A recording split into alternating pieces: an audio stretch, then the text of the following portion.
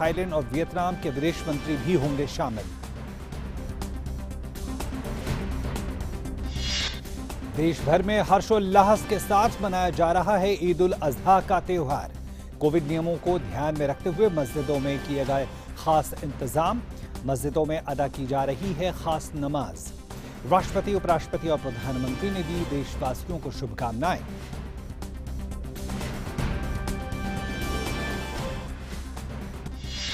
और खेल की खबरों में, टोक्यो ओलंपिक में सॉफ्टबॉल इवेंट से आज हुई खेलों की शुरुआत। बेसबॉल और फुटबॉल मैचों की भी शुरुआत आज से 23 जुलाई को होगी ओलंपिक की विधिवत शुरुआत।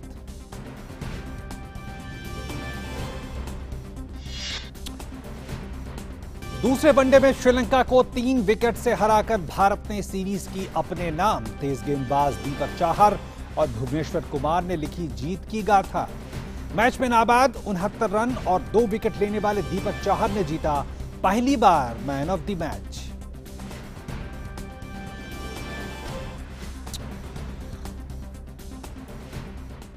तो ये थी सुर्खियां। अब सबसे पहले बड़ी खबरों पर नजर।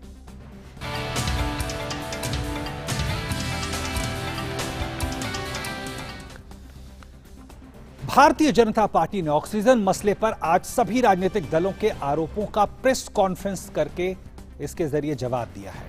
पार्टी प्रवक्ता संबित पात्रा ने कहा कि विपक्ष में संवेदनशीलता की कमी है और वो कोविड की दूसरी लहर में ऑक्सीजन के मसले पर राजनीति कर रही है। पात्रा ने कहा कि कांग्रेस शासित राज्यों ने ऑक्सीजन की कमी का आंकड़ा नहीं भेजा है।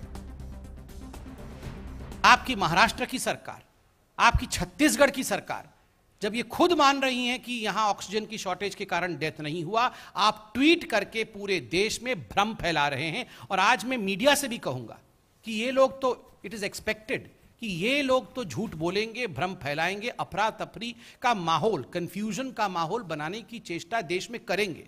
मगर हाथ जोड़ के चतुर्थ स्तंभ मीडिया से भी ये निवेदन है कि आप इन लोगों को एक्सपोज करिए, इनसे सवाल पूछिए आप राहुल गांधी से, सवाल पूछिए आप अरविंद केजरीवाल जी से कि आप अपने अपने हाईकोर्ट में तो कुछ कहते हैं मगर आके टीवी के सामने और ट्विटर में कुछ और कहते हैं। आप इस प्रकार के झूठ के साथ क्यों आगे बढ़ रहे हैं, यह सवाल मीडिया उनसे पूछे। और संबित पात्रा ने आम आदमी पार्टी पर झूठ होने का आरोप लगाया। कोविड मामले में केजरीवाल सरकार पर उन्होंने अदालत में कुछ और बाहर कुछ और बोलने का आरोप लगाया। ऑक्सीजन शॉर्टेज के कारण इनकी मृत्यु नहीं हुई है, ये अरविंद केजरीवाल जी की सरकार लिखित में अपनी कमेटी की रिपोर्ट को दिल्ली हाईकोर्ट को सबमिट करती है। अरविंद केजरीवाल जी, कल आप इस पे सवाल पूछ रहे थे, मनीष सिसोदिया जी पूछ रहे थे। आप बताइए, क्या आपकी सरकार ने जो केंद्र को आंकड़े दिए हैं उसमें से एक भी मरीज की मृत्यु ऑक्सीजन शॉर्टेज के कारण हुआ है, ऐसा लिख के दिया है क्या? टीवी में कुछ और टीवी के बाहर कुछ, ये राजनीति रुकनी चाहिए। साथ ही संबित पात्रा ने कहा कि कोविड पर सर्वदलीय बैठक में विपक्षी दल क्यों नहीं शामिल हुए।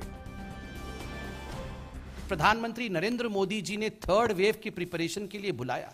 हम जानना चाहते हैं, देश जानना चाहता है कि कांग्रेस पार्टी और आम आदमी पार्टी उससे नदारद क्यों रही। Why was the Congress party and the Aam Aadmi party absent from the meeting which was called regarding the preparation of third wave by the Honorable Prime Minister of India? आप meeting में जाएंगे नहीं और बाद में आप लोग कहेंगे कि प्रधानमंत्री जी ने हमें बताया नहीं, प्रधानमंत्री जी ने हमें चेताया नहीं। आप राजनीति करते हैं।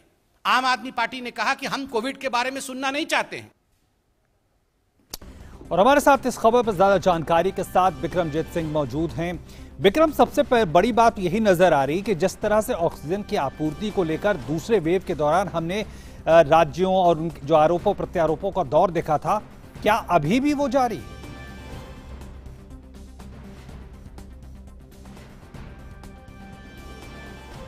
ये उसको लेकर प्रधानमंत्री की तरफ से एक बैठक बुलाई गई थी, जिसका आम आदमी पार्टी और कांग्रेस ने उसमें नहीं गई।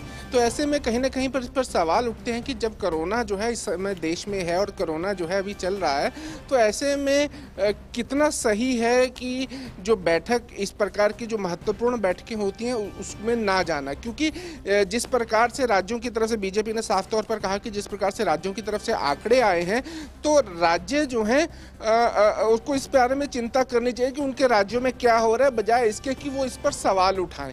हालांकि राज्यों की तरफ से कई तरह के आरोप जो हैं केंद्र सरकार के ऊपर लगाए गए हैं, केंद्र सरकार के ऊपर कि केंद्र सरकार कोविड को संभालने, और कई तरह के जो ट्वीट आते हैं राजनीतिकरण का जो है बीजेपी ने आरोप लगाया कि बीजेपी राजनीति की जो विपक्ष है वो राजनीति कर रहा है। चाहे उन्होंने सीधा नाम लेकर भी अरविंद केजरीवाल और राहुल गांधी का नाम लिया कि ये जो है जिस प्रकार का विषय करते हैं, जिस प्रकार की बात करें, क्योंकि हमने दिल्ली में देखा था कि किस प्रकार से ऑक्सीजन की कमी हुई थी और आम आदमी पार्टी की सरकार ने जो है केंद्र की तरफ देखा था ऑक्सीजन के लिए। तो ऐसे में जब प्रधानमंत्री नरेंद्र मोदी की तरफ से ऑक्सीजन सप्लाई के लिए जिस प्रकार से कार्यक्रम किए गए थे, उसके बाद जो है ऑक्सीजन का जो विषय था वो देश भर में लगभग जो है चर्चा में अब नहीं है। तो ऐसे में कहीं ना कहीं पर जो श्रेय था वो केंद्र सरकार को दिया जाना चाहिए था, लेकिन उसका श्रेय जो है केंद्र सरकार को विपक्ष ने नहीं दिया। और जबकि जो है जब प्रधानमंत्री जो है पहले से ही थर्ड वेव की बात कर रहे हैं, आ रही है कि उसके ऊपर मीटिंग कर लेते हैं, तो कहीं ना कहीं विपक्ष द्वारा जो इस प्रकार के बैठक में नहीं जाना है, कहीं ना कहीं पर विपक्ष की जो कोरोना के खिलाफ लड़ाई है उसकी मंशा को संदेह के घेरे में लाता है। तो क्या ये समझा जाए कि एक सामूहिक तरीके से इस पूरे मामले को आगे बढ़ाना, उसको लेकर तैयारी करना, उसके लिए क्या विपक्ष तैयार नहीं है? देखिए, पहले भी जो है केंद्र सरकार की तरफ से साफ तौर पर कहा गया है कि कोरोना मामले को लेकर जो है राजनीति ना की जाए किसी भी प्रकार से, जो है क्योंकि ये एक वैश्विक महामारी है और भारत में इसका बहुत असर हुआ है। तो ऐसे में जो है इस पर राजनीति ना की जाए और संपूर्ण रूप से जो है सभी राजनीतिक दल जो है इकट्ठे होकर इस पर जो है कोरोना की महामारी पर किस प्रकार से निजात, क्योंकि उसकी वजह एक ये है कि कई राज्यों में जो है प्रदेश की सरकारें हैं। तो ऐसे में जब प्रदेश की सरकारें हैं, कोरोना का कंट्रोल या किसी प्रकार का जो प्रभाव है उसको रोकने के लिए उन प्रदेशों में प्रदेशों की सरकारें जो है वो एक महत्वपूर्ण भूमिका निभाती है। तो ऐसे में अगर पूरे देश से अगर कोरोना को खत्म करना है तो सबको एकजुट होकर एक मिलकर जो है इस महामारी के खिलाफ लड़ना पड़ेगा। ये केंद्र सरकार ने बहुत पहले से ही कह रखा है और तमाम इस पर जो राजनीति की जाती है उस पर विपक्ष ने हमेशा ही इसकी निंदा करी है। और यही एक वजह है कि आज भी भारतीय जनता पार्टी ने जो है जो साफ तौर पर जो है दो नेताओं का नाम लिया, अरविंद केजरीवाल और राहुल गांधी का, बजाय इसके उन्होंने कहा कि आरोप लगाने के और करने के अपने राज्यों की तरफ देखें कि उनमें क्या कार्य हो रहे हैं। बहुत बहुत धन्यवाद विक्रम इन तमाम खबरों को हम तक पहुंचाने के। और अब बात ताजा खबर की।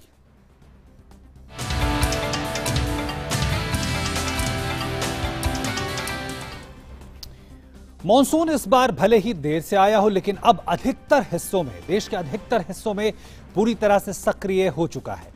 मौसम विभाग की माने तो अगले 3 दिन में बिहार, झारखंड और पश्चिम बंगाल में अच्छी बारिश होगी, जबकि दिल्ली, पंजाब, हरियाणा में 23 और 24 जुलाई को मूसलाधार बारिश होने की उम्मीद है। मौसम विभाग के मुताबिक 22 से 24 जुलाई तक राजस्थान, पश्चिम मध्य प्रदेश में भी भारी बारिश के आसार हैं। आज से लेकर 23 जुलाई के बीच कोंकण और गोवा और इनसे सटे मध्य महाराष्ट्र के घाट इलाकों में अति भारी बारिश होने की आशंका है। मौसम विभाग ने महाराष्ट्र के 5 जिलों के लिए भारी बारिश का रेड अलर्ट जारी किया है। रायगढ़, पुणे, रत्नागिरी, कोल्हापुर और सतारा जिलों में आज और कल अत्यधिक तेज बारिश का अनुमान व्यक्त किया गया है। वहीं दक्षिण गुजरात में 23 जुलाई तक भारी बारिश हो सकती है। इसके बाद 24 जुलाई को यह बढ़कर अति भारी बारिश का रूप ले सकती है। मुंबई में आज सुबह बारिश हुई और समुद्र तट पर ऊंची लहरें भी देखने को मिली। राज्य जम्मू कश्मीर, हिमाचल प्रदेश, उत्तर प्रदेश, छत्तीसगढ़, बिहार, झारखंड, पश्चिम बंगाल और सिक्किम, अंडमान और निकोबार आइलैंड, असम और मेघालय, नागालैंड, मणिपुर, मिजोरम और त्रिपुरा, रायलसीमा, तेलंगाना, तमिलनाडु, पुदुचेरी और कराईकल में बादल गरज सकते हैं। वहीं राजस्थान के कुछ भागों में मानसूनी हवाएं आज से सक्रिय होने लगी हैं। पूर्वी राजस्थान में अधिकतर स्थानों पर बारिश होने की संभावना है।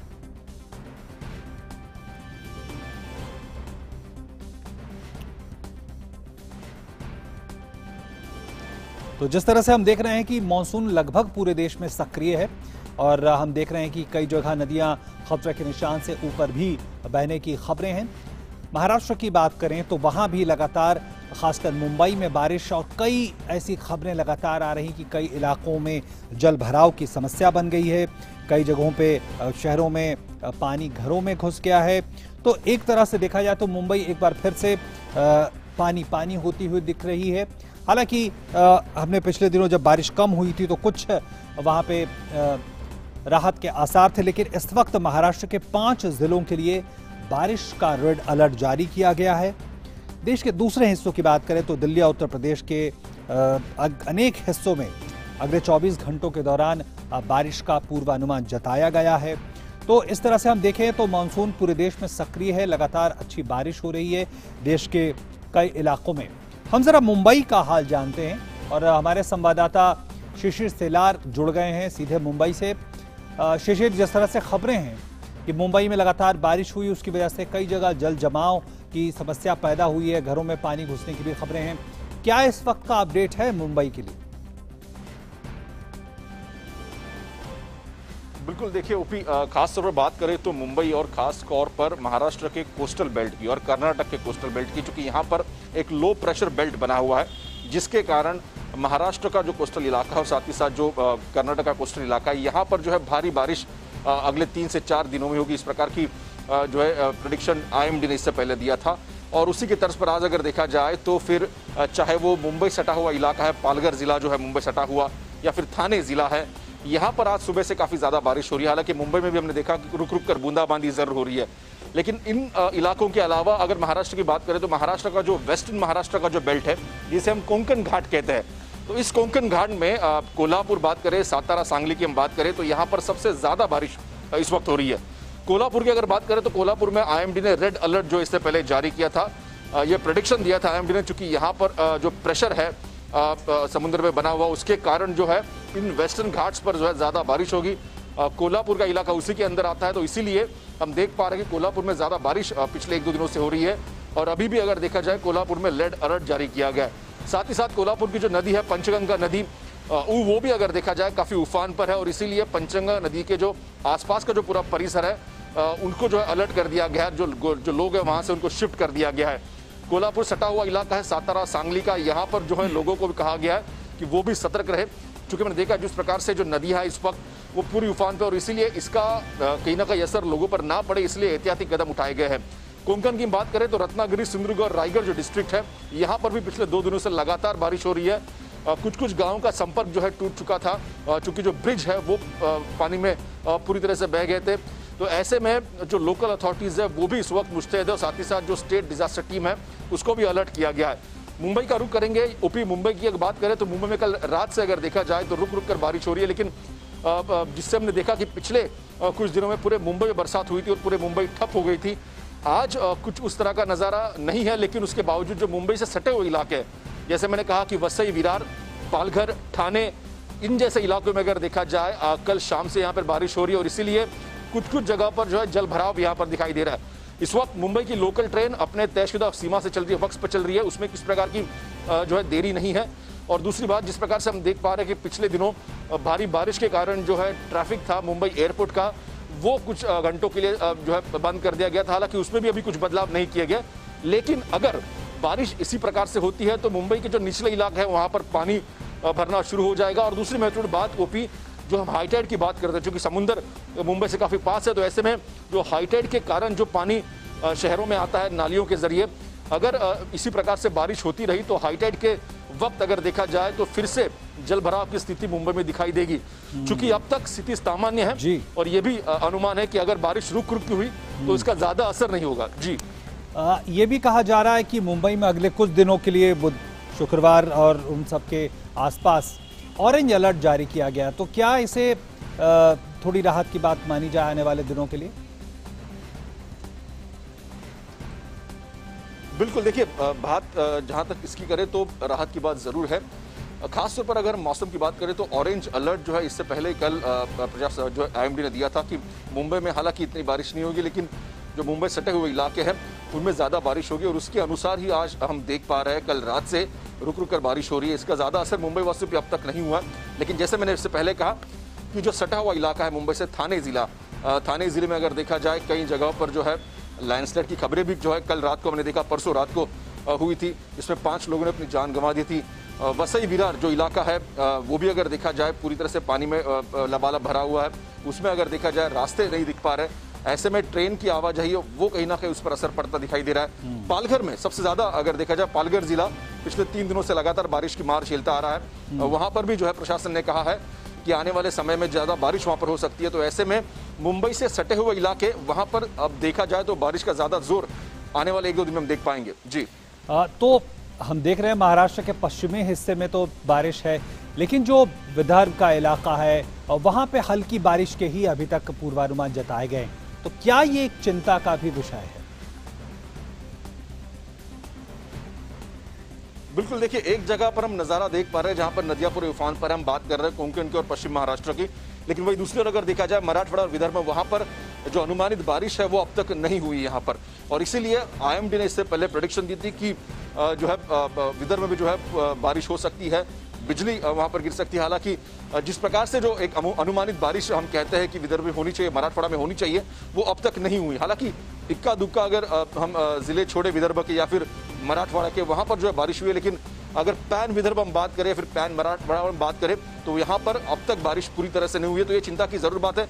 तो ऐसे में जो नदियां हैं, खासतौर पर जो वाटर सप्लाई जिन डैम से होता है विदर्भ को और मराठवाड़ा को, वो कहीं ना कहीं इस वक्त चिंता देने वाली बात लोगों को है, क्योंकि एक तरफ महाराष्ट्र में पूरी तरह से बारिश अगर देखा जाए अपने उफान पर, वही दूसरी तरफ जो है कहीं ना कहीं उस प्रमाण में बारिश नहीं गिरी है, तो ये भी चिंता का विषय मराठवाड़ा और विदर्भ के जो वासी हैं उनके लिए है। बिल्कुल, तो क्या ऐसे में कोई राज्य सरकार की तरफ से कुछ आगे की योजनाएं या इस तरह से जलापूर्ति और सिंचाई, इन तमाम जो स्थितियां जो हम महाराष्ट्र में देखते रहे हैं खासकर, उसके लिए क्या कुछ तैयारियां इस वक्त नजर आ रही हैं? हालांकि ये कहना काफी प्रीमेच्योर होगा ओपी, चूंकि अब अगर देखा जाए तो विदर्भ में शुरुआत होती है जुलाई की, अगर बात करें जुलाई के एंड से अगर बात करें तो विदर्भ और मराठवाड़ा में बारिश की शुरुआत होती है। चूंकि हालांकि अब तक हम देख पा रहे हैं कि महाराष्ट्र के कुछ इलाकों में जो औसतन बारिश है उससे ज्यादा बारिश जो है इस वक्त हम यहाँ पर देख पा रहे हैं, तो ऐसे में पानी की समस्या कोंकण और पश्चिम महाराष्ट्र के इलाकों को नहीं है, लेकिन आने वाले समय में हालांकि 1-2 महीना का वक्त और है मानसून को सक्रिय होने में विदर्भ में और खासतौर पर मराठवाड़ा में।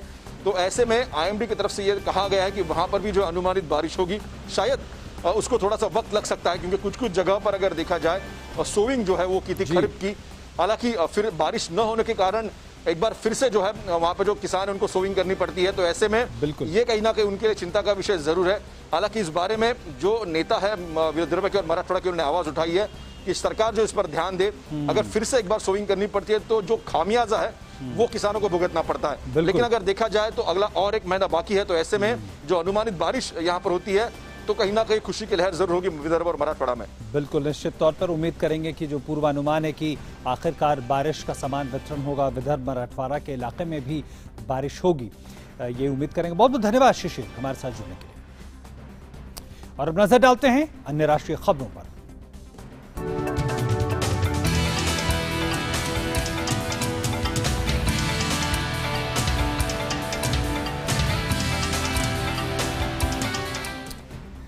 जम्मू कश्मीर में मूल निवासी को लेकर पहले से जारी नियमों में बड़े बदलाव हुए हैं। उपराज्यपाल प्रशासन ने महत्वपूर्ण फैसला लेते हुए जम्मू कश्मीर डोमिसाइल प्रमाण पत्र धारक के शादी करने वाली महिला या पुरुष को डोमिसाइल का पात्र मान लिया है। सामान्य प्रशासन विभाग ने नए नियम की अधिसूचना जारी कर दी है, जिसके तहत प्रदेश में डोमिसाइल प्रमाण पत्र धारक से शादी करने पर दूसरे राज्य की महिला या पुरुष भी अब डोमिसाइल प्रमाण पत्र हासिल कर सरकारी नौकरी के पात्र होंगे। इससे पूर्व की व्यवस्था में केवल 15 वर्ष तक जम्मू कश्मीर में रहने, निर्धारित अवधि तक प्रदेश में सेवाएं देने और विद्यार्थियों के लिए निर्धारित नियमों के तहत ही डोमिसाइल प्रमाण पत्र का प्रावधान था। मंगलवार को सामान्य प्रशासन विभाग ने अधिसूचना जारी कर डोमिसाइल प्रमाण पत्र नियमों में 7वां क्लॉज जोड़ा है। अधिसूचना के अनुसार भारतीय संविधान के अनुच्छेद 309 का प्रयोग कर Jammu Kashmir civil administration decentralization and recruitment act 2010 की धारा 15 के तहत दिए गए नियमों के तहत 7वां क्लॉज जोड़ा गया है। डोमिसाइल प्रमाण पत्र नियमों के इस 7वें क्लॉज में स्पाउस ऑफ डोमिसाइल की श्रेणी जोड़ी गई है। इसमें न तो पति या और न ही पत्नी का जिक्र किया गया है, यानी इस श्रेणी के आवेदक को डोमिसाइल के लिए अपने जीवन साथी का डोमिसाइल प्रमाण पत्र और विवाह प्रमाण पत्र जमा करवाना होगा। ऐसे आवेदकों को तहसीलदार डोमिसाइल प्रमाण पत्र जारी कर सकेंगे। जिला उपायुक्त अपील प्राधिकारी होंगे। और हमारे साथ इस खबर पर ज्यादा जानकारी के साथ हमारे संवाददाता जम्मू से जुड़ रहे हैं रमेश रैना। रमेश, जो एक ये बड़ा बदलाव डोमिसाइल की नीति को लेकर प्रमाण पत्र जारी करने को लेकर हुआ है, इसका एक बड़ा असर मुझे लगता होगा आने वाले वक्त में, जिस तरह से जो स्टेट के बाहर, राज्य के बाहर जो शादियां होती थी।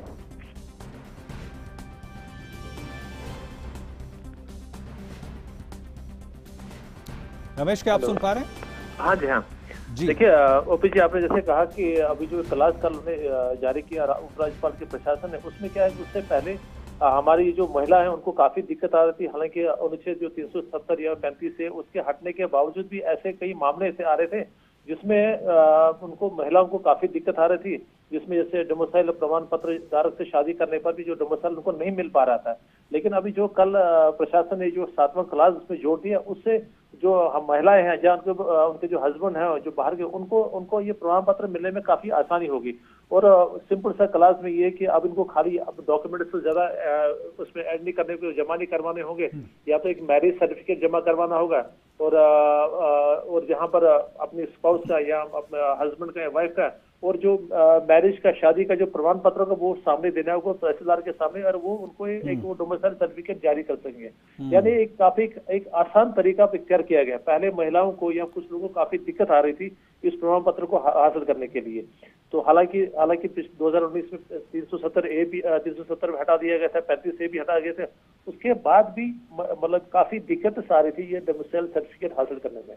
जी रमेश, इसका मतलब ये है कि न सिर्फ डोमिसाइल प्रमाण पत्र उन लोगों को, और जैसा आप कह रहे हैं विशेषकर महिलाओं को मिल पाएगा, इसके साथ साथ जो सरकारी नौकरियों में जो है उसके लिए भी वो पात्र हो जाएंगी। तो एक पूरा कहें अपॉर्चुनिटी या कहें रोजगार के अवसर का पूरा दायरा भी खुल जाएगा। एग्जैक्टली सर, जैसा कि अभी क्या पहले जब से पहले खुद कहा कि जो डोमिसाइल एंड रिक्रूटमेंट रूल्स है 2010, उसमें कहा कि पहले जो 15 साल तक उनको यहाँ होना चाहिए, उसके बाद उनको ना उनको कुछ वो मतलब राहत दी जाती है। लेकिन अभी जब ये क्लास इशू कर दी जो सिविल में 7 जो क्लास में जो है उसमें ऐड कर दिया, उसमें क्या उनको जहाँ पर नौकरी भी मिल सकती है और एक अच्छी शुरुआत हो सकती है उनके लिए, जिनको मतलब रोजगार की जरूरत है वो भी यहाँ पर अपने रोजगार हासिल कर सकते हैं। तो क्या राज्य सरकार के पास या राज्य प्रशासन कहना चाहिए, उनके पास कोई आंकड़ा है कि आखिर कितने लोग फौरी तौर पर उनको इसका लाभ मिलने जा रहा है? देखिए अभी तो खैर मतलब ये नोटिफिकेशन कल शाम को इशू हुई, तो अभी तो इस बारे में तो कुछ बता नहीं सकते हैं, लेकिन है नंबर तो खासी कुछ हो भी सकता है। तो अगले कुछ समय में इस बारे में पूरी जानकारी मिल सकती है कि ये जो नोटिफिकेशन कल देर रात ही मतलब राज्यपाल प्रशासन ने जारी किया हुआ, हालांकि महत्वपूर्ण फैसला है जिसका काफी हर तरह से स्वागत किया जा रहा है इस फैसले का। बिल्कुल, जो कि पति या पत्नी है उनको डोमिसाइल सर्टिफिकेट मिल सकेगा और सिंपल सी प्रक्रिया है। अगर उन्होंने शादी की है वो मैरिज सर्टिफिकेट प्रूफ सामने देना होगा तहसीलदार के सामने, और अपनी जो सर्टिफिकेट एक होगी वो सामने देनी है, तो उनको वो सर्टिफिकेट मिल सकेगा। एक आसान तरीका करके और इस पे हर तरह से इसके मतलब इस फैसले का स्वागत किया जा रहा है। जी रमेश, निश्चित तौर पर जो है एक बड़ा फैसला है। क्या ये तत्काल प्रभाव से लागू हो गया या अभी किसी अलग तारीख से लागू किया जाएगा, और क्या इसको लेकर कोई राजनीतिक प्रतिक्रिया भी आ रही है? ओपी, जैसे मैंने कहा कि ये कल शाम देर रात को इशू हुआ है और मुझे लगता है अभी अराउंड 2 बजे कुछ राजनीतिक पार्टीज हैं, बीजेपी है उन्होंने कुछ प्रेस कॉन्फ्रेंस बुलाई और संभव था कि वो इसी इशू पे क्या कुछ बोलेंगे, क्योंकि यही कि देर रात शाम को इशू है। अभी तो ज्यादातर इसकी प्रक्रिया नहीं आई है, लेकिन मुझे लगता है कि एक आध दिन में, जैसे जैसे आज ईद भी है तो कुछ ईद फेस्टिवल में लोग बिजी हैं, लीडर्स भी हैं, तो एक आध दिन में इसकी प्रतिक्रिया हमारे सामने आ जाएंगी।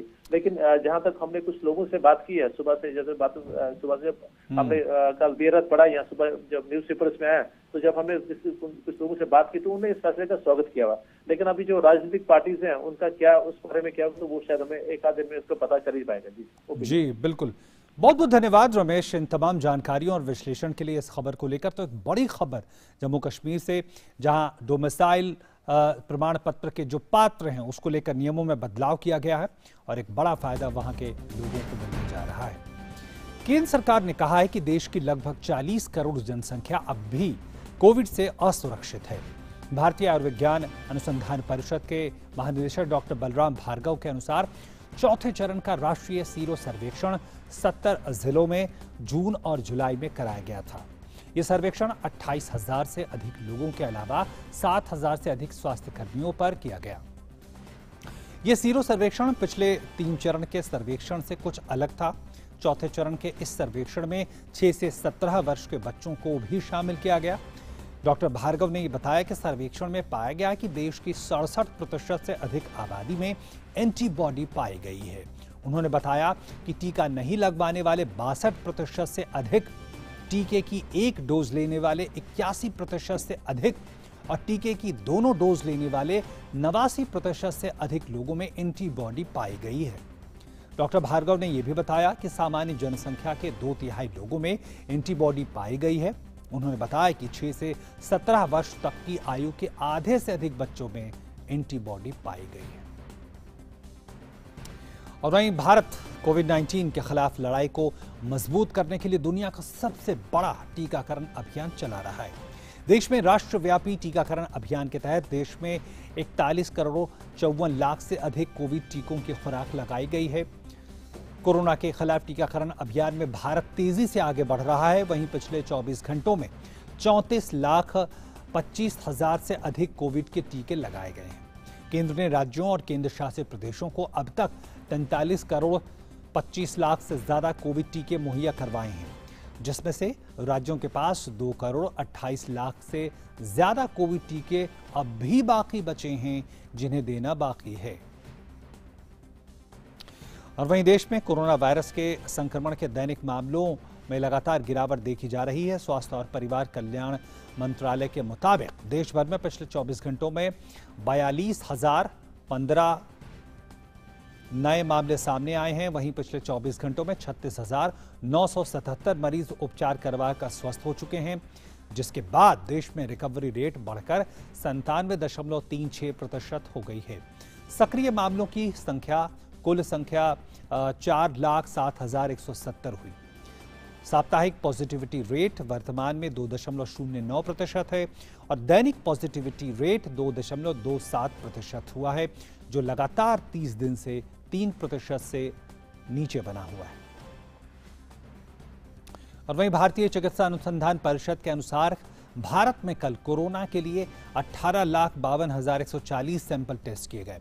वहीं कल तक 44 करोड़ 91,93,273 सैंपल टेस्ट किए जा चुके हैं। और उत्तर प्रदेश के मुख्यमंत्री योगी आदित्यनाथ ने आज लखनऊ में कोविड-19 संक्रमण के संदर्भ में टीम 9 के साथ समीक्षा बैठक की। प्रदेश में कोरोना की स्थिति पर अधिकारियों से उन्होंने जानकारी ली।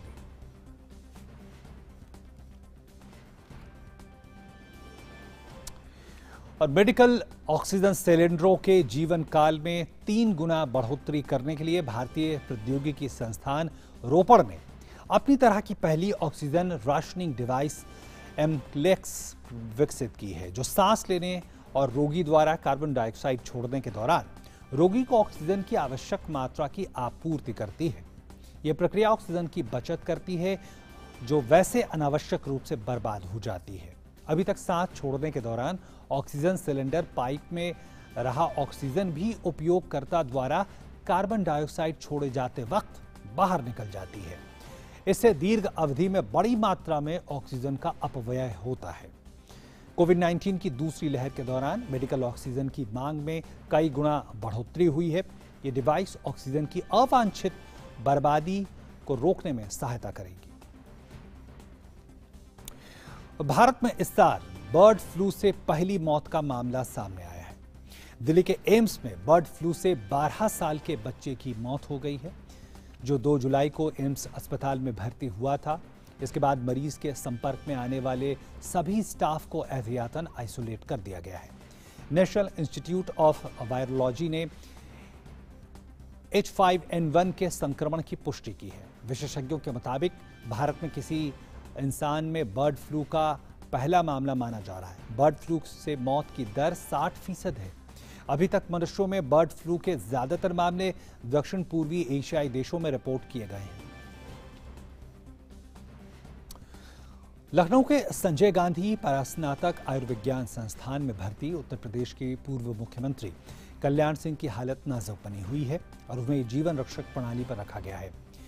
SGPGI के बयान के मुताबिक विभिन्न विभागों के वरिष्ठ चिकित्सक पूर्व मुख्यमंत्री के स्वास्थ्य पर लगातार नजर बनाए हुए हैं और उनके स्वास्थ्य से जुड़ी तमाम पहलुओं पर निरंतर ध्यान दे रहे हैं।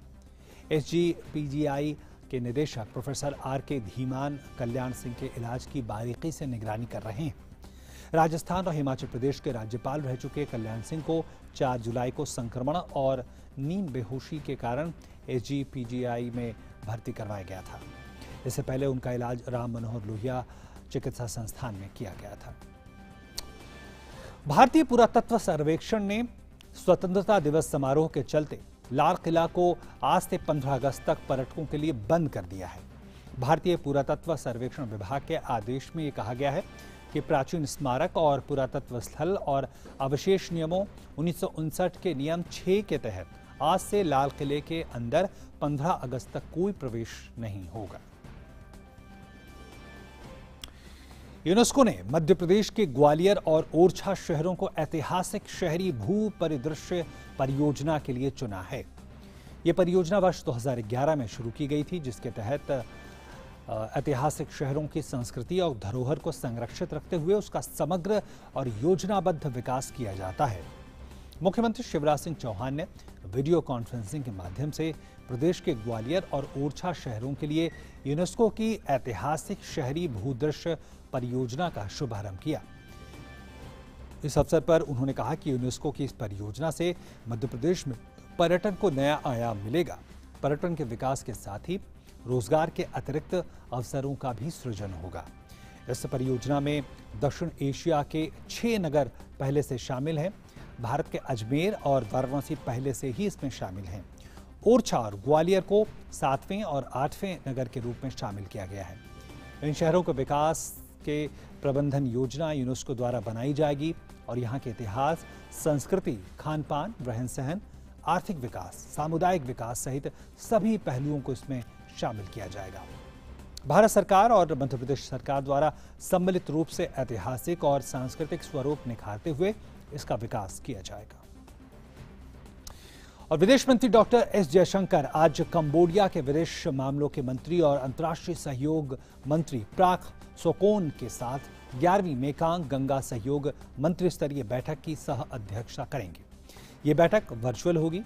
मेकांग देशों लाओस, म्यांमार, थाईलैंड और वियतनाम के विदेश मंत्री भी वीडियो कॉन्फ्रेंसिंग के जरिए इसमें शामिल होंगे। बैठक में सदस्य देशों के विदेश मंत्री बैंकॉक में 1 अगस्त 2019 को हुई 10वीं बैठक के बाद से किए गए आपसी सहयोग में हुई प्रगति की समीक्षा भी करेंगे। इसके अलावा कोविड-19 के खिलाफ अपने प्रयासों को मजबूत करने और बढ़ाने के उद्देश्य से भविष्य की रूपरेखा तैयार करेंगे। इसके अलावा सभी विदेश मंत्री आपसी हितों के क्षेत्रीय और अंतर्राष्ट्रीय मुद्दों पर विचार भी साझा कर सकते हैं। और विदेश मंत्री डॉक्टर एस जयशंकर ने अपने ईरानी समकक्ष जवाद जरीफ से टेलीफोन पर वार्ता की है। दोनों नेताओं ने द्विपक्षीय संबंधों पर सार्थक चर्चा की। अभी हाल ही में विदेश मंत्री एस जयशंकर ने अपने ईरान दौरे पर 7 जुलाई को ईरानी समकक्ष से मिलकर क्षेत्रीय और वैश्विक मुद्दों पर चर्चा की थी। लखनऊ के हजरतगंज में रक्षा मंत्री राजनाथ सिंह ने बिहार और मध्य प्रदेश के पूर्व राज्यपाल लालजी टंडन की प्रतिमा का अनावरण किया। इस दौरान राज्य के मुख्यमंत्री योगी आदित्यनाथ भी मौजूद रहे। और रक्षा मंत्री राजनाथ सिंह ने कहा कि उत्तर प्रदेश में भाजपा को सत्ता के गलियारे में स्थापित करने में लालजी टंडन की महत्वपूर्ण भूमिका रही है। उत्तर प्रदेश में भारतीय जनता पार्टी को सत्ता के गलियारे में स्थापित करने में हमारे टंडन जी की बहुत ही महत्वपूर्ण भूमिका रही है। इस सच्चाई को कोई नकार नहीं सकता। कुछ लोग ये कहते हैं कि लखनऊ के अंदर ही उनकी महत्वपूर्ण भूमिका रही है, लेकिन लंबे समय से, क्योंकि पहली बार 25.5 साल 26 साल की उम्र में मैं विधायक बना था 77 में 77 में, तब से आदरणीय टंडन जी के बारे में अच्छी तरह मैं जानता हूं। और उत्तर प्रदेश के सीतापुर में बारिश की वजह से दीवार गिरने से हादसे की खबर है। बारिश के चलते अलग अलग क्षेत्रों में दीवार गिरने से 7 लोगों की मौत हो गई और 2 लोग घायल हुए हैं। घायलों को सामुदायिक स्वास्थ्य केंद्र में भर्ती करवाया गया है। पहला हादसा मानपुर थाना क्षेत्र के लक्ष्मणपुर गांव में हुआ, जब घर की दीवार गिरने से एक ही परिवार के 4 लोगों की मौत हो गई। दूसरा हादसा सदरपुर थाना क्षेत्र के बेलौली नानकारी गांव की है, जहां कच्ची दीवार गिरने से मलबे की चपेट में आए पति पत्नी की मौत हो गई। वहीं जिले में दीवार गिरने से एक अन्य व्यक्ति की भी मौत हो गई है। मुख्यमंत्री योगी आदित्यनाथ ने हादसे पर दुख जताया। साथ ही उन्होंने जिले के वरिष्ठ अधिकारियों को मौके पर जाकर पीड़ितों की सहायता करने के निर्देश दिए। और मिड डे प्राइम में रुके एक छोटे से ब्रेक के लिए आप बने रहें डीडी न्यूज के साथ।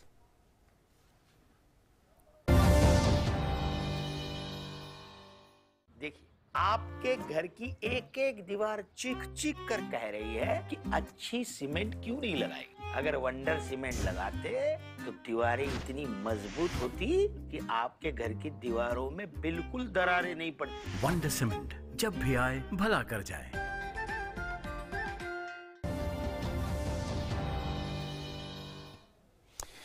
और अब वक्त है अर्थ जगत की खबरें जानने का। अर्थ जगत की खबर लेकर व्यापार प्राइम लेकर हमारे साथ मौजूद हैं हमारे सहयोगी अजय। अजय, अब आपके पास। बहुत धन्यवाद ओम प्रकाश। और रुख करते हैं व्यापार जगत की खबरों का। शुरुआत करते हैं हमारी आज की पहली खबर। केंद्रीय प्रत्यक्ष कर बोर्ड यानी सीबीडीटी ने आयकर फॉर्म 15CA और 15CB की ई फाइलिंग के लिए अंतिम तिथि बढ़ा करके 15 अगस्त कर दी है। अधिकृत डीलर्स के पास भी अगले महीने की 15 तारीख तक ये फॉर्म जमा कराए जा सकते हैं। सीबीडीटी ने कहा कि अधिकृत डीलरों से विदेश भेजी गई राशि के संबंध में फॉर्म लेने को कहा गया है। दस्तावेज पहचान संख्या DIN सृजित करने के लिए नए ई फाइलिंग पोर्टल पर फॉर्म अपलोड करने की सुविधा बाद में उपलब्ध कराई जाएगी। आयकर अधिनियम 1961 के अनुसार 15CA और 15CB फॉर्म इलेक्ट्रॉनिक रूप से जमा कराए जाते हैं। अभी करदाता फॉर्म 15CA विदेश में धनराशि भेजने पर और अधिकृत डीलर्स को फॉर्म देने से पहले 15CB में चार्टर्ड अकाउंटेंट के प्रमाणीकरण के साथ ई फाइलिंग पोर्टल पर अपलोड करते हैं। किसी भी अनिवासी व्यक्ति या फिर विदेशी कंपनी को धनराशि देने पर फॉर्म 15CA जमा कराना होता है। फॉर्म 15CB फॉर्म पर चार्टर्ड अकाउंटेंट के प्रमाणीकरण की जरूरत भी होती है। वित्त मंत्रालय ने केंद्र सरकार के कर्मचारियों के लिए 1 जुलाई से महंगाई भत्ते यानी DA को बढ़ाकर के 28% करने के केंद्रीय मंत्रिमंडल के फैसले के क्रियान्वयन को लेकर के आदेश जारी कर दिया है। केंद्रीय मंत्रिमंडल ने केंद्र सरकार के कर्मचारियों और वेतनभोगियों के लिए महंगाई भत्ते तथा महंगाई राहत, जिसको आप DR कहते हैं, उसको 1 जुलाई से 11 अंक की वृद्धि के साथ फैसला किया था। इससे DA की जो नई दर थी वो 17% से बढ़ करके 28% हो जाएगी और केंद्र सरकार के 48 लाख कर्मचारियों और 65 लाख पेंशन भोगियों को लाभ होगा। वित्त मंत्रालय ने अपने कल के आदेश में कहा कि 28% महंगाई भत्ता बढ़ाने का फैसला रेलवे और रक्षा मंत्रालय से जुड़े कर्मचारियों पर लागू नहीं होगा। इसके लिए संबंधित मंत्रालय से अलग से आदेश जारी किया जाएगा। देश में 92% से ज्यादा राशन कार्ड्स को आधार नंबर के साथ जोड़ दिया गया है। 28 राज्यों और केंद्र शासित राज्यों ने अपने राज्यों में लिंकिंग का ये काम पूरा कर लिया है। असम, मेघालय, अरुणाचल प्रदेश, पश्चिम बंगाल, नागालैंड सहित 8 राज्यों में तकनीकी कारणों की वजह से इसमें थोड़ी समस्या आ रही है। लोकसभा में खाद्य और सार्वजनिक वितरण प्रणाली मंत्रालय में राज्य मंत्री साध्वी निरंजन ज्योति ने ये जानकारी दी। सरकार ने कहा है कि प्रधानमंत्री मुद्रा योजना के तहत अब तक 15,97,000 करोड़ रुपए की राशि के 30 करोड़ से ज्यादा लोन स्वीकृत किए गए हैं। अप्रैल 2015 में आरंभ हुई इस योजना के तहत सूक्ष्म और लघु व्यवसाय के लिए 10 लाख रुपए तक का संस्थागत ऋण दिया जाता है। वित्त राज्य मंत्री डॉक्टर भागवत कृष्ण राव कराड़ ने कल राज्यसभा में एक प्रश्न के लिखित उत्तर में ये जानकारी दी। उन्होंने कहा कि वित्त वर्ष 2019-20 और 20-21 के दौरान देश भर में 11 करोड़ 29 लाख से ज्यादा ऋण मंजूर किए गए, जिनमें 6,41,000 करोड़ रुपए वितरित भी किए गए। डॉक्टर कराड़ ने कहा कि एक सर्वेक्षण के अनुसार प्रधानमंत्री मुद्रा योजना से 2015 से 18 के बीच 1 करोड़ से ज्यादा रोजगार के अवसर उत्पन्न करने में मदद मिली। और सेंसेक्स समेत जो तमाम बाजार हैं वो आज ईद उल जुहा की वजह से बंद है। बुधवार यानी 21 जुलाई 2021 को घरेलू शेयर बाजार और कमोडिटी शेयर बाजार में कामकाज बंद है। आज फॉरेक्स मार्केट यानी करेंसी मार्केट में भी कारोबार नहीं होना है। बॉम्बे स्टॉक एक्सचेंज और नेशनल स्टॉक एक्सचेंज पहले की तरह गुरुवार यानी कल वीकली एक्सपायरी पर खुलेंगे। देश के सबसे बड़े commodity exchange multi commodity exchange MCX और national commodity and derivative exchange NCDEX में आज दिन के सत्र में कारोबार नहीं होगा। हालांकि शाम के सत्र में MCX, NCDEX और BSE पर कारोबार किया जा सकता है। ट्रेडर्स शाम के सत्र में ट्रेडिंग कर पाएंगे। मंगलवार को कारोबार के अंत में BSE का सेंसेक्स 355 अंक गिरा, 52,199 के स्तर पर बंद हुआ। NSE का प्रमुख इंडेक्स निफ्टी 120 अंक की गिरावट के साथ 15,632 पर बंद हुआ था। फिलहाल आज के व्यापार प्राइम में सिर्फ इतना ही। बाकी खबरों के लिए चलते हैं ओम प्रकाश के पास। बहुत बहुत धन्यवाद अजय इन तमाम खबरों को हम तक पहुंचाने के लिए। और बात उन खबरों की जो दुनिया भर में सुर्खियों में छाई हुई हैं।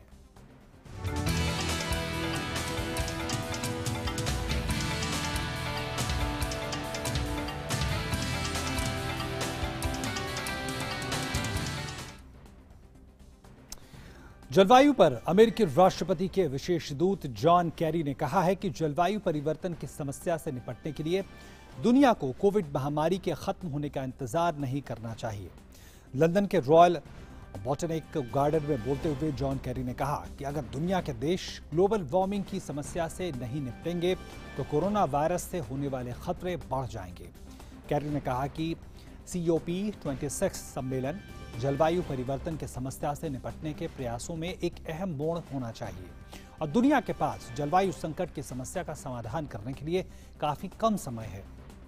सम्मेलन का आयोजन नवंबर में ग्लासगो में किया जाएगा। वहीं फ्रांस में कोरोना की चौथी लहर शुरू हो चुकी है।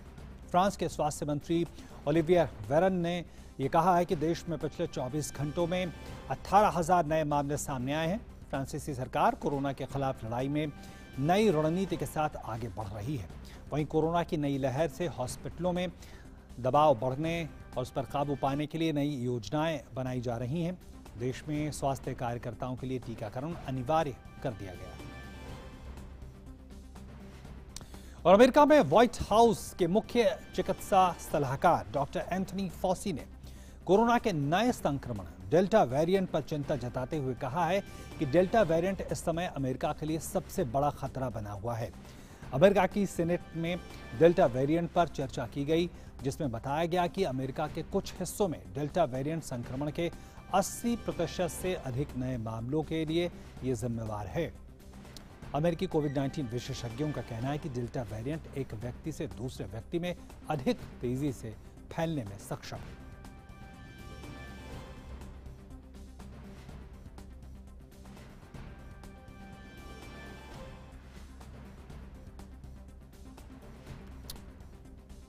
और वक्त है खेल की खबरों का।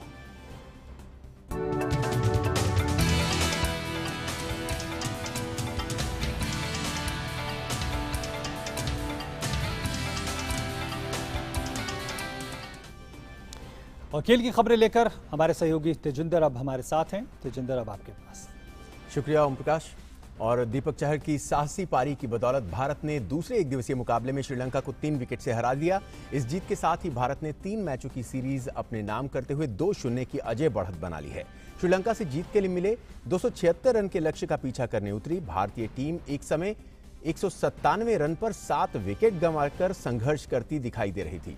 हालांकि दीपक चहर और भुवनेश्वर कुमार ने 8वें विकेट के लिए नाबाद 84 रन की साझेदारी करते हुए श्रीलंका के जबड़े से जीत छीन ली। दीपक ने 82 गेंदों में 7 चौके और 1 छक्के की मदद से नाबाद 69 रन बनाए और टीम की जीत में सबसे बड़ी भूमिका निभाई। वहीं भुवनेश्वर कुमार ने नाबाद 19 रन की पारी खेली।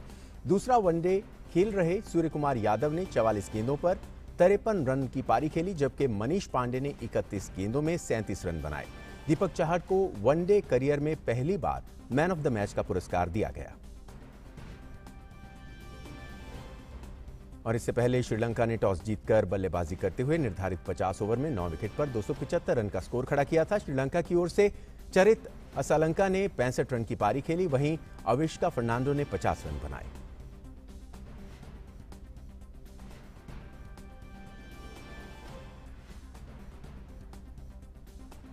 जी, और ओम प्रकाश, बेहद अहम ये जीत थी। जिस तरह से कल एक समय पर ऐसा लग रहा था कि भारत मुश्किल में है, लेकिन कह सकते हैं कि श्रीलंका के जबड़े से कल भारत जीत लाया इस मुकाबले को। बिल्कुल, लेकिन मैं ये जानना चाहता हूं तेजिंदर, क्या हम ऐसा कह सकते हैं कि भारत को एक नया ऑलराउंडर दीपक चाहर के रूप में मिल चुका है? जी हाँ, बिल्कुल हम इस बारे में सोच सकते हैं। हालांकि अभी काफ़ी जल्दी होगी, क्योंकि अगर वनडे में देखा जाए तो उनका ये प्रदर्शन बेहद अहम रहा है। और हम ये भी जानते हैं कि उन्होंने इससे पहले डोमेस्टिक की बात की जाए, रणजी ट्रॉफी में भी कुछ अच्छी पारियां खेली हैं। हम जानते हैं वो अच्छे गेंदबाज तो हैं ही, लेकिन जिस तरह से वो बल्लेबाजी करते हैं, बेहद अहम उन्होंने पारियां खेली हैं। और यही नहीं, उन्होंने चेन्नई सुपर किंग्स के लिए IPL में भी कुछ ऐसी ही पारियां खेली हैं। तो हम जानते हैं कि वो अच्छे बल्लेबाज हैं। और वनडे में कल जिस तरह की उनकी बल्लेबाजी थी, उसको देखने के बाद हम इस बारे में सोच सकते हैं कि जो हमेशा हम एक महसूस करते थे कि हमारे पास हार्दिक पांड्या हैं, एक फास्ट बॉलिंग ऑलराउंडर हैं, तो और कौन है जो उनका साथ दे सकता है। भुवनेश्वर कुमार एक जगह जरूर पूरी करते हैं, लेकिन दीपक चाहर ने जिस तरह की कल पारी खेली, वो ना केवल उनकी बल्लेबाजी को दिखाता है, बल्कि उसमें यह भी देखने को मिला कि किस तरह का टेम्परामेंट है इस बल्लेबाज का। आपको मैं बता दूं कि जो पहले 2 रन थे वो उन्होंने 18 गेंदों पर बनाए। और जिस तरह से उनके सामने जो विकेट जा चुके थे, क्योंकि जब वो आए थे तब 6 विकेट डाउन थे और 193 रन पर भारत ने 7 विकेट गंवा दिए थे। तो उसके बाद जिस तरह से उन्होंने पूरी पारी को मैनेज किया, जहां पर शॉट्स लगाने की जरूरत थी वहां शॉट्स लगाए। और बेहद अहम रहा वो 48वां ओवर, जिसमें वनिंदु हसारंगा गेंदबाजी कर रहे थे। वहां उन्होंने बहुत जल्दबाजी नहीं दिखाई रन लेने की। तो यहां से एक चीज जरूर साबित होती है, टेम्परामेंट बहुत अच्छा है, बैटिंग करना वो अच्छे से जानते हैं। और राहुल द्रविड़ ने उनमें विश्वास जताकर उनको थोड़ा ऊपर बल्लेबाजी करने भेजा। हम ये कह सकते हैं कि एक ऑलराउंडर की दिशा में बहुत अहम कदम उन्होंने भारतीय टीम की तरफ बढ़ा दिया है। और जिस तरह से भुवनेश्वर कुमार के पहले उनको भेजा गया, उसी से इस बात का संकेत भी मिला था। एक लेकिन महत्वपूर्ण बात, जो सबसे महत्वपूर्ण बात है कि ये टीम जो श्रीलंका में है, वो हम जानते हैं कि मोटे तौर पर ऐसे खिलाड़ी इसमें ज़्यादा जिनको कभी कभी मौके मिलते हैं, क्योंकि मोटे तौर पर बेंच स्ट्रेंथ इन खिलाड़ी को कहा जाता है, कुछ सीनियर खिलाड़ियों को छोड़ दें। उनका ये प्रदर्शन 3 मैचों की श्रृंखला 2 मैचों में ही उन्होंने जीत ली। पहला मैच तो बड़े डोमिनेटिंग तरीके से, लेकिन ये जिस तरह से हमने रिपोर्ट में भी देखा, हार एक तरह से जीत छीन ली श्रीलंका के मुंह से। तो ये दिखाता है जो कोच हैं राहुल द्रविड़, उनकी तैयारी किस तरह से रही है बेंच स्ट्रेंथ को बनाने में। जी हाँ, बिल्कुल। बेंच स्ट्रेंथ भारत की हम काफ़ी देर से चर्चा कर रहे हैं। जब से IPL देश में आया है, उसके बाद हमने बहुत से युवा बल्लेबाज आते हुए दिखे हैं भारतीय टीम में। और उसी की वजह से, और डोमेस्टिक सिस्टम तो इंडिया का पहले से ही बहुत अच्छा रहा है, तो बेंच स्ट्रेंथ वाकई बहुत मजबूत है। और श्रीलंका की अगर बात की जाए तो उस तरह की उनकी टीम उतनी मजबूत नजर नहीं आ रही थी। लेकिन यहां पर एक होड़ और भी है इन खिलाड़ियों में, क्योंकि इसके बाद जो है T20 का वर्ल्ड कप है, तो कहीं ना कहीं ये सभी खिलाड़ी उसमें भी जगह बनाने के लिए अपना बेहतरीन प्रदर्शन करना चाहते हैं। लेकिन इनको देखकर कोई कह नहीं सकता कि ये सेकेंड स्ट्रिंग टीम है। जिस तरह से इन्होंने बल्लेबाजी की, हम टॉप ऑर्डर में देखें, पृथ्वी शॉ पहले मुकाबले में जिस तरह के उन्होंने शॉट्स लगाए, एक उनके टेम्परामेंट को लेकर भी बात आती है। लेकिन जिस तरह से वो तेजी से खेलना चाहते हैं, वैसा उनका खेल नजर आया। और उसमें सूर्य कुमार यादव IPL में बेहतरीन पारियां उन्होंने खेली। और यहां पर कल के मुकाबले में जब उनको मौका मिला तो अच्छा उनका प्रदर्शन रहा। तो कह सकते हैं कि बेंच स्ट्रेंथ बहुत मजबूत है। बल्कि इस समय जिस तरह की बेंच स्ट्रेंथ है, एक तीसरी टीम भी भारत की तैयार हो सकती है, जो किसी भी टीम के साथ, किसी भी वर्ल्ड लेवल टीम के साथ मुकाबला कर सकती है। और तेजिंदर, ओलंपिक को लेकर क्या खबरें? जी हाँ, आइए ओलंपिक की खबरें हम अपने दर्शकों को बता देते हैं। कोरोना वायरस महामारी के कारण 1 साल की देरी और लगातार रद्द करने के दबाव के बीच टोक्यो ओलंपिक्स 2020 में कुछ खेलों का आगाज हो गया है। जापान की राजधानी में हो रहे 32वें ओलंपिक खेलों में आज सुबह महिलाओं के सॉफ्टबॉल इवेंट की शुरुआत हुई, जहां पहला मुकाबला मेजबान जापान और ऑस्ट्रेलिया के बीच हुआ। इसके साथ ही 2008 के बीजिंग ओलंपिक्स के बाद पहली बार इस खेल की ओलंपिक्स में वापसी हुई है। वैसे तो ओलंपिक्स की विधिवत शुरुआत 23 जुलाई से होनी है। हर ओलंपिक्स में कुछ खेलों को शुरुआती उद्घाटन समारोह से पहले शुरू कर दिया जाता है और 23 जुलाई को टोक्यो 2020 का उद्घाटन है, लेकिन उससे पहले ही फुकुशिमा में सॉफ्टबॉल इवेंट शुरू हो गया। इसके अलावा बेसबॉल और फुटबॉल मैचों की भी शुरुआत आज से हुई है। बेसबॉल को भी इस बार इन खेलों में शामिल किया गया है। बिल्कुल तेजिंदर, ओलंपिक को लेकर जी तेजिंदर, ओलंपिक का भी शुरू होने वाला है, भारतीय टीम भी वहां पे पहुंच रही है। इस बार जिस तरह का माहौल है, हम जानते हैं कि भारत की सबसे बड़ी कंटिंजेंट वहां पे पहुंची है, लेकिन जो कोविड का माहौल है, क्या उसका कुछ असर होगा प्रदर्शन पे? देखिए, ये जो सिचुएशन है ये वर्ल्ड ओवर सभी टीमों के लिए बराबर है। इम्पैक्ट जरूर देखने को मिलेगा क्योंकि किस पर कितना मेंटली दबाव रहा है इस सिचुएशन में, ट्रेनिंग किस तरह से प्रभावित हुई है और बहुत से ऐसे इवेंट्स हैं जिसमें खिलाड़ियों को एक दूसरे के साथ खेलने का मौका नहीं मिला है, एक दूसरे को जांचने का मौका नहीं मिला है। तो तैयारियों में फर्क जरूर पड़ेगा, किसको फायदा मिलेगा, किसको नुकसान होगा, ये देखना होगा। लेकिन मेंटल टफनेस कितनी है खिलाड़ियों में, ये देखना बहुत अहम होगा। किस तरह के सिचुएशंस में तैयारियां हुई हैं। और कोविड के अलावा जो एक और बेहद अहम चीज इन ओलंपिक्स में असर डालेगी वो है वहां का मौसम, वहां का वेदर जो है। वहां पर गर्मी भी है, ह्यूमिडिटी भी है और इन कंडीशंस में कौन से खिलाड़ी बेहतर परफॉर्म कर पाएंगे वो भी देखना काफी अहम होगा। बिल्कुल तेजिंदर, निश्चित तौर पर तो बहुत बहुत धन्यवाद इन तमाम खबरों को हम तक पहुंचाने के लिए। शुक्रिया। और अब बारी है हमारे अगले सेगमेंट लाइफ प्राइम की।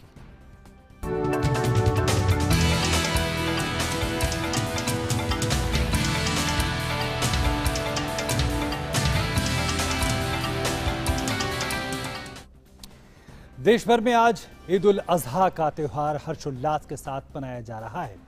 राष्ट्रपति, उपराष्ट्रपति और प्रधानमंत्री समेत तमाम मंत्रीगण और नेताओं ने लोगों को इस मौके पर मुबारकबाद दी है। आज ही के दिन मस्जिदों में विशेष नमाज अदा करने की परंपरा है। नमाज में लोग एक दूसरे की सलामती की दुआएं करते हैं, गले मिलकर भाईचारे और शांति का संदेश देते हैं।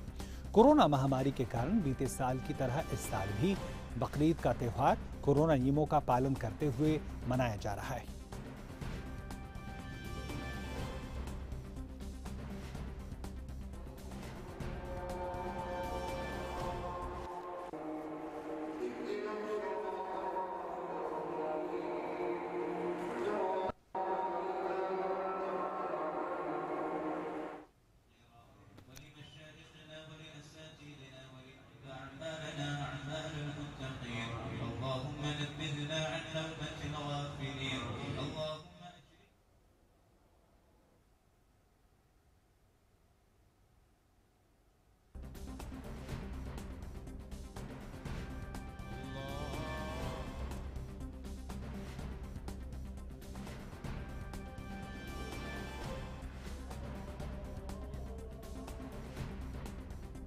हमारे साथ मौजूद हैं minorities affair minister Mukhtar Abbas Naqvi साहब। सर, ईद उल अज़हा का जो है ख़ास करके अगर सबसे पहले बात करें पैगाम, तो वो क्या है देशवासी? देखिए, पहली बात तो सभी देशवासियों को और पूरी दुनिया के लोगों को ईद उल अज़हा की, बकरीद की बहुत बहुत शुभकामनाएं, बहुत बहुत मुबारकबाद। और आपको मालूम है कि इस वक्त जो कोरोना पैंडमिक से पूरी दुनिया दो चार है, उससे वो चुनौतियाँ सामने हैं। इसलिए हिफाजत के साथ इबादत को पूरी दुनिया ने जो है वो तरजीह दी है। हमने भी घर पे ही नमाज अपने अदा की और दुआ की कि इस कोरोना पैंडमिक से हमारे देश के लोगों को, पूरी दुनिया के आलम इंसानियत को निजात मिले। एक कुर्बानी का त्यौहार है, एक संकल्प का त्यौहार है और साथ ही साथ जो गरीब हैं, जो कमज़ोर तबके हैं, उनको जो है वो मदद करने का है। सर, हज की अगर बात करें, चूँकि हज मंत्रालय भी आपके अंदर ही आता है, तो हज पर जो है बहुत बड़ा असर पड़ा पिछले 2 सालों से अगर हम देखें। उम्मीद करते हैं कि देखिए, अब 100 सालों में पहली बार है कि इतना बड़ा इतनी बड़ी आपदा पूरी दुनिया ने देखी है। तो लोगों की सेहत और सलामती को ध्यान में रख कर के सऊदी सरकार ने, वहाँ की हुकूमत ने जो फैसला किया है, मुझे लगता है वो बिल्कुल ठीक है। आइंदा सालों में उम्मीद करते हैं कि हज का जो सिलसिला था वो उसी तरह से हमारी तो बरकरार दुआ रहेगा। यही है, हमारी तो दुआ यही है, और हम तो ये भी सोचते थे कि इसी बार हो जाए, लेकिन नहीं हुआ। और जो ऊपर वाले को मंजूर होगा, लेकिन मैं उम्मीद करता हूँ कि अगले साल इंशाअल्लाह हज 2022 ज़रूर होगा। इस बवा से बाहर निकलेंगे और जल्द ही जो है वो हम फिर से एक बार जिस तरह से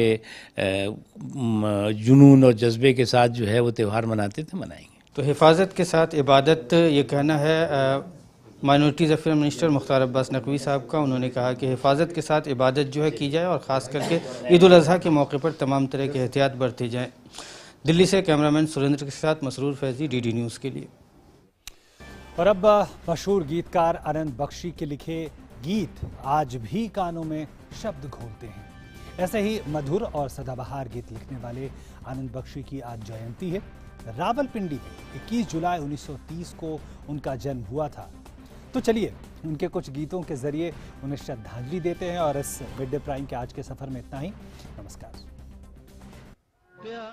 दीवाना होता है, मस्ताना होता है, हर खुशी से हर गम से बेगाना होता है। सावन का महीना पवन करे शोर, जियारा रे झूमे ऐसे जैसे बनमाना थे मोर। जिस गली में तेरा घर न हो बालमा, उस गली से हमें तो गुजरना नहीं। जो डगर तेरे द्वारे पे जाती न हो, उस डगर पे हमें पाँव रखना नहीं। दो दिल